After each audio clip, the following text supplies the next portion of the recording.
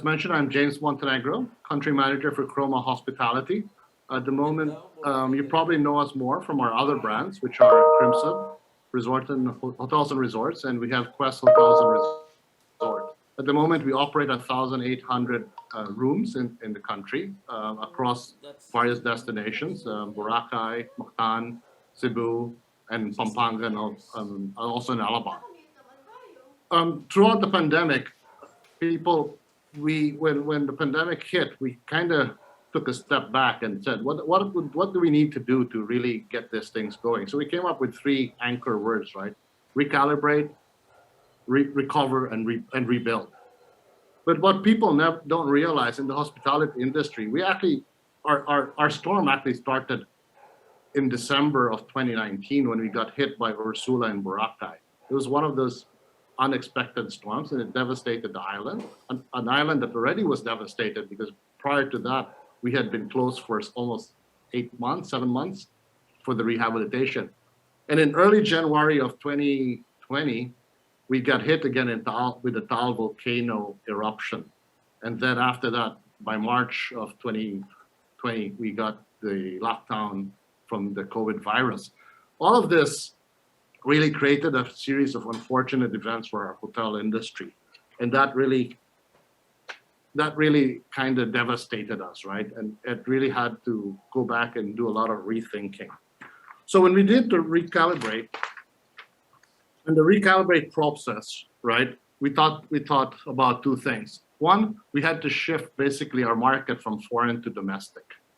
Because obviously what we realized that when the market starts up, there won't be any foreign travel for a few years. So we had to recalibrate our marketing strategies and our position as well. We had been doing about 80% international travel prior to the pandemic. So that was a very big shift for us.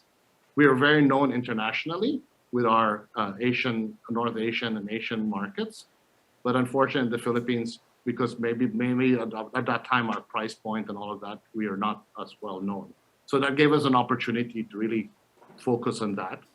We had to focus on our team. We had to reintroduce new cleaning standards and safety standards for our employees and our guests as well. And we had to shift our focus from very high touch to actually no touch, right? So that was quite important for us. So what we did was in the recalibration portion, we came up with the first one. We came up with a program which is Culture of Clean. Culture of Clean is a brand agnostic program that we created, and for the guest perspective, we overemphasized one word, and that was sanitized, right? We wanted people to feel that there was a heightened sense of safety, cleanliness, and hygiene when they went to our hotels. So people say it's overkill. I said, it's great, right? Because what came out after when we started to see the business come back is people started saying, this hotels are sanitized. This hotel is clean. This hotel follows very heightened safety protocols. And that was very important for me.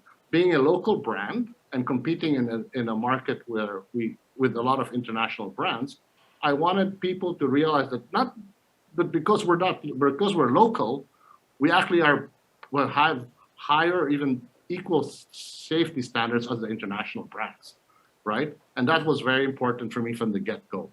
The second one was team, right? What did we do with our team? We introduced a slogan for our team, and we broke down all the safety protocols and jobs to two things, right? That they had to remember, what their role was and their goal. Very simple, right? From the security guard to the beach cleaner, to the waiter, to the GM. What was his role in delivering the safety protocols to make people happy and to give them a feeling of security? That was very important to us. And then we shifted our training, right? We had to retool our employees. We had to shift the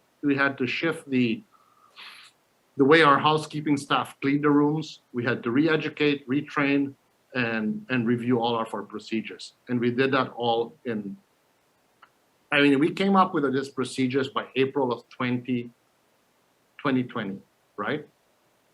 April, May. And we were the second group to launch the safety protocols. Of course, we tweaked them along the way after that.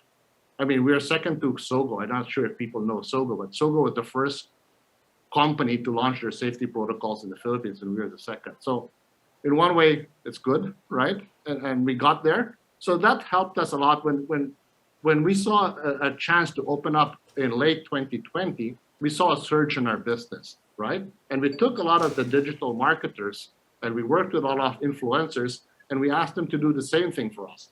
Focus on highlighting the safety and safety protocols we have implemented, right? And try to help us overemphasize that. And they did that. And it really started to give us give us more traction in the bookings. And that really helped us. So whatever we got, we digitalized, we put it all online, right? And we use that to remarket as well, all of this stuff. So with that, it kind of brought us back to this rebuild portion now.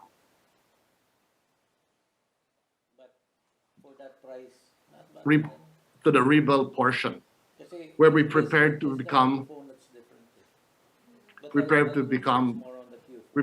for a better normal, right?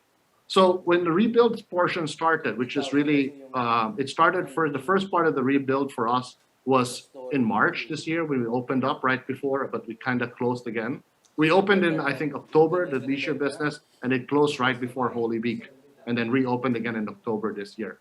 So during that period, we saw a surge of our business, especially after Christmas, right? Because people started realizing that it would be great to be going to it would be good to go to these destinations because this hotel company takes it seriously. And that's what we saw. All of the efforts that we did in trying to remind customers during the pandemic kind of came out in the rebuild portion of our program. The word sanitize was overemphasized all over the hotel. And that also helped our customers. When people started sharing that, people started believing that this place and that it was really well. The safety protocols were very well thought of. We have now vaccinated all of our employees. We have now trained all of them, right? And we're actually going through the process again. All of our employees from across all our properties are 100% vaccinated, right?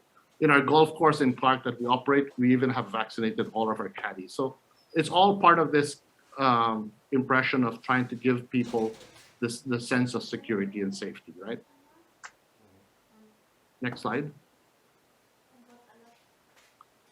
So this is what I mentioned. The Sanitize now has become affiliated with our brand, right? When people think of a hotel or they Google safe hotel, the first thing that will come out is probably one of our hotels. As a result of all of this and all of the soft selling that we did in the beginning, our hotel in Boracay is the #1 search property in the Philippines, right? The highest engagement, the hotel in Boracay has the highest engagement in social media. And this was because of all of the soft selling we did in the beginning, right? Whether that was the Here Comes the Sun video, the Candid with Chroma episodes that we shared, that helped us to become the #1 social media engaged hotel in the island.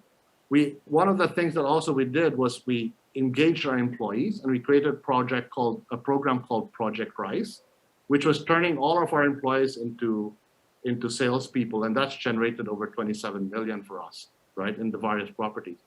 And last but not least, our company has been awarded one of the most resilient companies by our peers in the industry.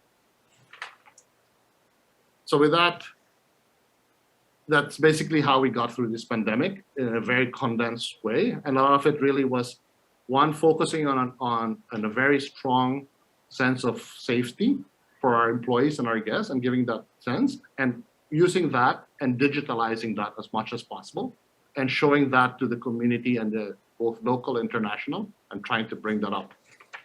That's it. Thank you very much.